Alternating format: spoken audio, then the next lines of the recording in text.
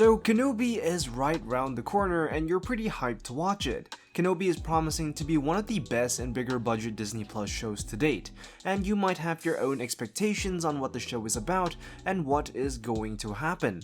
But what you might not expect is how different Vader and Obi-Wan will be in the Kenobi show. Oh, and by the way, I do also have a breakdown video on both trailers if you'd like to check that out.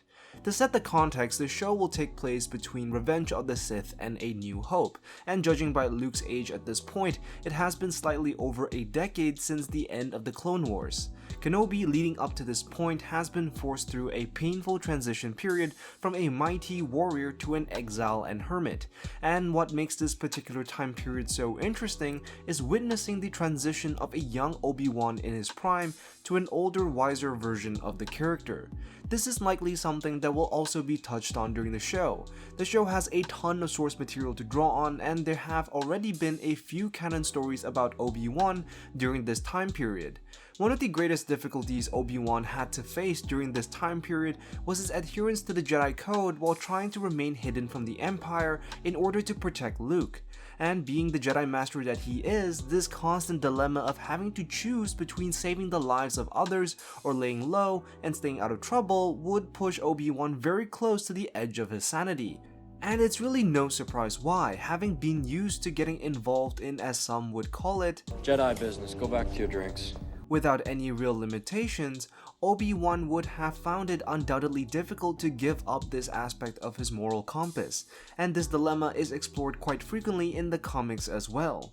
In issue 7 of Star Wars 2015, during a severe drought on Tatooine, Kenobi witnessed Jabba's men extort the locals on what is called a water tax, and despite witnessing this injustice, Kenobi found his hands tied as they had been for years. According to Kenobi, he was no longer General Obi-Wan Kenobi or a Jedi Master, but simply Ben.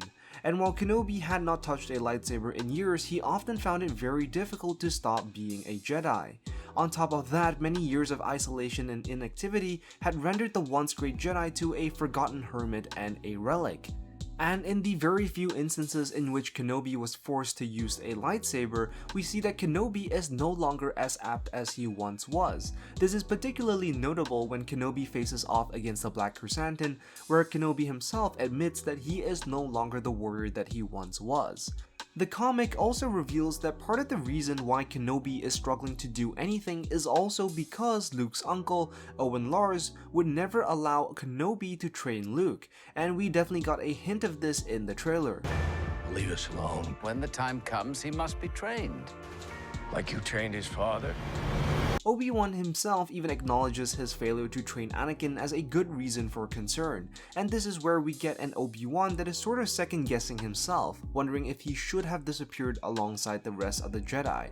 It's a really sad reality for a man like Kenobi, and while the comic issue doesn't state it explicitly, there are definite hints to Kenobi's deteriorating mental health, which really adds so much more depth and complexity to the story.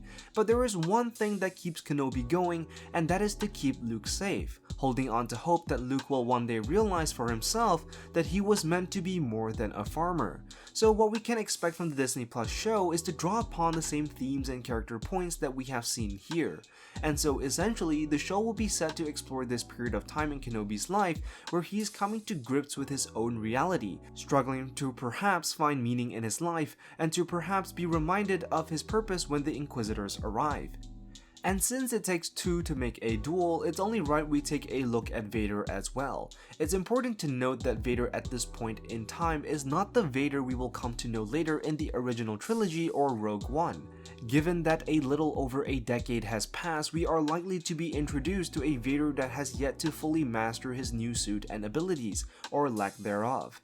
Ever since the events on Mustafar, it effectively left Vader handicapped and his connection to the Force diminished. Vader has had to learn to adapt to his new situation. And we see this in the comics as well, with one of his first missions being to track down and kill Jedi Master Kirak Infila in order to craft his first lightsaber. In the first encounter, Vader is nearly defeated, whereas an Anakin in his prime would have easily overcome the Jedi Master. Additionally, we will also meet a Vader who still has fresh memories of the death of Padme. In the comics, this is something Vader is forced to confront, going as far as attempting to revive her, which of course fails. He would also encounter Sabe, one of Padme's handmaiden and lookalikes, which also brings out painful memories. Each of these instances reveal how weak Vader is mentally. Unlike his later self, which becomes more content to live and suffer in silence, this is a much younger Vader who is easily unbalanced by any new knowledge or memories of Padme. So expect a Vader that is much weaker than his later self. But what will probably remain consistent is Vader's hatred for Obi-Wan, which will undoubtedly be fresh in his mind.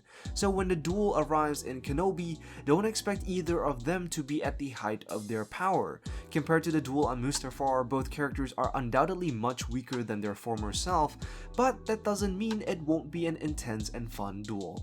Anyways, that's all for this video. Let me know what you think in the comments down below. Be sure to like and subscribe if you're new to the channel, and I will see you in the next one. I am the Lost Acolyte, and I have spoken.